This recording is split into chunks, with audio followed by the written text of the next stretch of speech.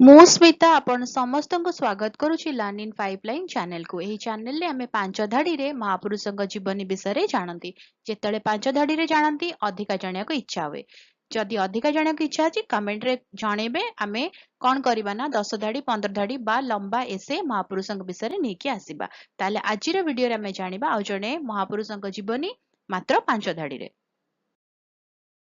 ଆଜିର ଭିଡ଼ିଓରେ ଡିସ୍କସ୍ କରିବା ଅନଙ୍ଗ ଭୀମ ତୃତୀୟଙ୍କ ବିଷୟରେ। ଅନଙ୍ଗ ଭୀମ ତୃତୀୟ ପୂର୍ବ ଗଙ୍ଗ ରାଜବଂଶର ଜଣେ ଶାସକ ଥିଲେ। ସେ 1300 ଶତାବ୍ଦୀରେ ଓଡ଼ିଶା ଶାସନ କରିଥିଲେ। ସେ ପ୍ରଭୁ ଜଗନ୍ନାଥଙ୍କୁ ତାଙ୍କ ରାଜ୍ୟର ଶାସକ ଭାବରେ ଘୋଷଣା କରିଥିଲେ। ଅନଙ୍ଗ ଭୀମ ତୃତୀୟ ମନ୍ଦିର ଏବଂ ଧାର୍ମିକ କାର୍ଯ୍ୟକଳାପକୁ ସମର୍ଥନ କରୁଥିଲେ। ସେ ଓଡ଼ିଶାରେ ଜଗନ୍ନାଥ ସମ୍ପ୍ରଦାୟକୁ ସୁଦୃଢ଼ କରିବାରେ ଗୁରୁତ୍ୱପୂର୍ଣ୍ଣ ଭୂମିକା ଗ୍ରହଣ କରିଥିଲେ। ଭିଡ଼ିଓଟି କେମିତି ଲାଗିଲା ମୋତେ କମେଣ୍ଟ କରିକି ଜଣାଇବ। ଯଦି ଭଲ ଲାଗିଲା ତାହେଲେ ଟିକେ ଲାଇକ୍ କରିଦେବ।